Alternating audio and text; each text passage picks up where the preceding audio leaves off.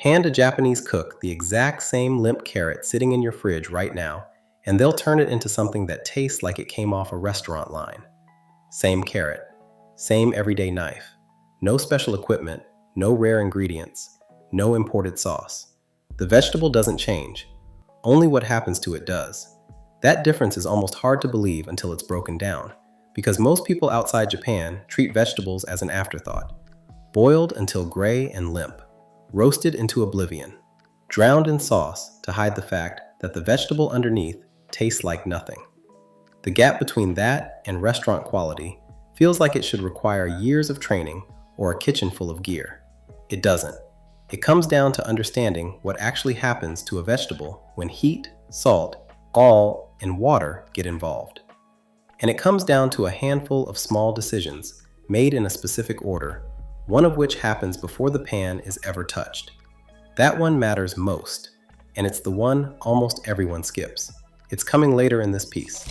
The whole approach breaks down into a few ideas: the cut, the salt, the heat, the timing, and the finish. Followed together, they turn the most ordinary vegetable in the fridge into something worth paying attention to. Start with the reason vegetables go wrong in the first place, because the failure is almost always the same one. Water. Vegetables are mostly water, held inside cell walls, and heat is what breaks those walls down. Cook a vegetable too slowly or crowd it in a cool pan, and the walls collapse gradually, releasing water into the pan. That water then sits there, and the vegetable stews in it instead of cooking. What comes out is soft, waterlogged, and gray, with the flavor leached out into a puddle that gets poured down the drain. Anyone who has cooked mushrooms has watched this happen in real time. The mushrooms go into a pan that isn't hot enough, and within a minute, they're swimming in their own gray liquid, shrinking and going rubbery instead of browning. That puddle is flavor, leaving the mushroom and pooling uselessly at the bottom of the pan. The same thing happens to zucchini, to greens, to almost anything with high water content, just less visibly. By the time it's noticed, the damage is already done. The Japanese approach treats that water as the enemy from the very first step. Every decision, from how the vegetable gets cut to how hot the pan runs, exists to control where that water goes and when. Get the water right, and flavor concentrates instead of escaping. Get it wrong, and no amount of seasoning at the end will save it. This one idea, water is the enemy, sits underneath every technique that follows, and it's worth holding on to while the rest of the steps unfold, because each of them is really just another way of solving the same problem. Which brings up the first real decision, the one made before any heat is involved at all: the cut. In most Western kitchens, a vegetable gets chopped into whatever rough shape is fast. A carrot becomes uneven chunks. An onion becomes a pile of pieces in 5 different sizes. It feels efficient. It quietly sabotages everything that follows. Pieces of different sizes cook at different rates, so by the time the largest chunk is tender, the smallest has already burnt, and the medium ones are somewhere in between. The result tastes muddled because it was cooked muddled. Japanese cutting technique obsesses over uniformity for exactly this reason. When every piece is the same size, every piece hits doneness at the same moment. There's no special blade required for this, and no years of training either. It comes down to slowing down for 30 seconds and paying attention to whether the pieces actually match each other. A vegetable cut into even batons cooks evenly. The same vegetable cut into random chunks never will, regardless of what happens next in the pan. There's a second layer to the cut that most people never consider, which is the direction of it. Vegetables have a grain, a structure of fibers running through them, the same way meat does. Cutting with the grain keeps a vegetable firmer and crunchier. Cutting against it produces something softer and more tender.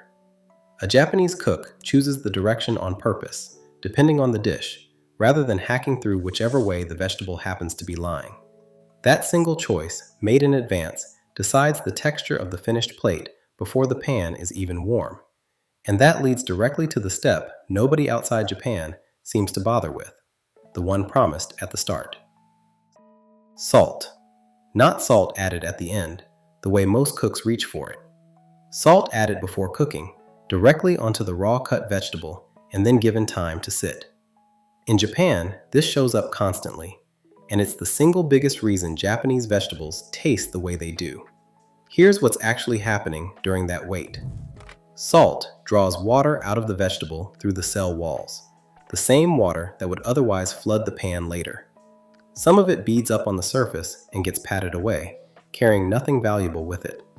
What stays behind is a vegetable with less internal water and a more concentrated flavor, already seasoned from the inside rather than coated on the outside.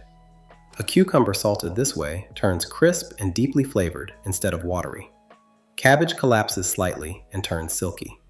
Greens hold their color and lose their raw harshness. There's a visible signal that tells a cook it's working. Within a few minutes of salting, small beads of water start to appear on the surface of the vegetable, and after 10 or 15 minutes, there's often a noticeable amount of liquid pooled underneath. That liquid is exactly the water that would have flooded the pan later, drawn out safely in advance where it can simply be poured off or patted away. Watching it happen is the whole lesson in a single glance, the water problem being solved on the counter instead of in the pan.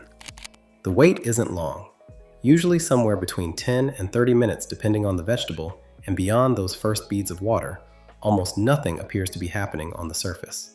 That's probably why the step gets skipped everywhere else. It doesn't look like cooking, it looks like waiting. But it's doing the exact thing that separates a flat, watery result from one with real depth. And it's doing it before any heat is involved at all. A firm vegetable, like a radish or a carrot, needs a little longer for the salt to work its way in. A delicate leaf needs only a few minutes before it starts to soften and turn silky. No pan can undo a watery vegetable later. This step makes sure the water is gone before the pan ever gets the chance.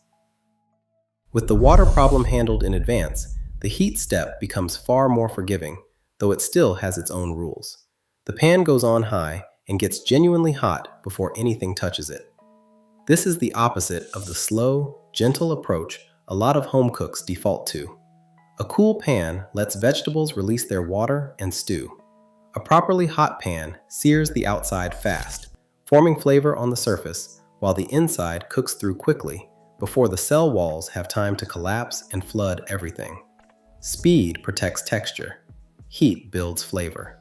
The mistake almost everyone makes here is crowding the pan. A pan packed edge to edge with vegetables drops in temperature the moment the food lands, and a cool, crowded pan is right back to stewing. A Japanese cook works in smaller batches, keeping the pan hot and the vegetables in a single layer with room around each piece.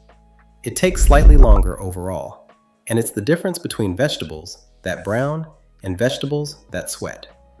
Patience with batch size buys everything the heat was supposed to deliver. Movement matters too, though not in the way people assume. Constant stirring keeps the pan cool and prevents any real browning from forming.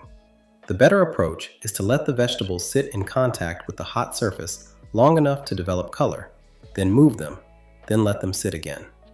Contact builds flavor. Stirring for the sake of stirring just cools the pan and washes out the result. Then comes timing, which is where the whole thing is usually won or lost in the final seconds. Vegetables carry residual heat, and they keep cooking after they leave the pan. A Japanese cook accounts for this by pulling the vegetable slightly before it looks completely done, while there is still a faint firmness at the center. By the time it reaches the plate, that residual heat has finished the job, landing the texture in exactly the right place. Wait until a vegetable looks perfectly done in the pan, and it will almost always overcook by the time it's eaten. The perfect moment to stop is always a beat earlier than instinct suggests. This is the part that takes a few tries to feel, because it depends on the vegetable, the heat, and the size of the cut, all working together. But once the instinct forms, it becomes automatic, the same way an experienced cook just knows when something is ready without cutting it open to check. The last step is the finish, and Japanese cooking treats this with a restraint most other cuisines don't. Where a lot of kitchens smother a vegetable in sauce at the end, the Japanese approach adds the smallest possible amount of something to lift what's already there. A few drops of soy sauce for depth, a little sesame oil for aroma, a pinch of toasted sesame seeds for texture, a squeeze of citrus for brightness. The whole aim is to sharpen the vegetable's own flavor, never to cover it. Everything done in the earlier steps built up that concentrated vegetable flavor on purpose, and drowning it in sauce at the end would waste all of it. That restraint is the whole philosophy in a single move. The vegetable is the point. The seasoning exists to make the vegetable taste more like itself, not less. Put the steps together, and the transformation makes sense. An even cut, so everything cooks at the same rate. Salt in advance to pull out water and concentrate flavor before any heat. A hot pan, uncrowded, for a fast sear that builds flavor instead of releasing water. Timing that stops a beat early to account for residual heat. And a light finish that lifts the vegetable rather than burying it. None of it requires a single tool that isn't already in an ordinary kitchen. The thing that stands out, once all of this clicks, is how little of it is actually about cooking in the usual sense. Most of what makes Japanese vegetables taste the way they do happens either before the pan or in the last few seconds, at the 2 moments home cooks pay the least attention to. The middle part, the actual cooking over heat, is quick and almost uneventful once the water problem has already been solved in advance. Try it once with something plain: a cabbage, a handful of green beans, a carrot, anything sitting in the fridge right now. Cut it evenly, salt it, and wait. Get the pan hot, don't crowd it, pull it a beat early, and finish it with just a few drops of something.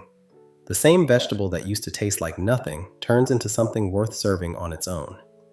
And if a plain vegetable can carry that much flavor with nothing but technique behind it, it raises a fair question about how much flavor gets thrown out every day in kitchens that skip these steps without knowing they exist. That's the whole idea running through this channel.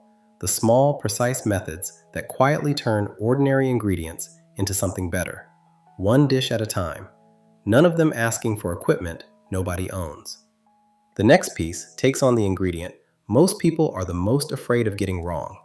And the same principle, control the water, build the flavor, turns out to apply there too.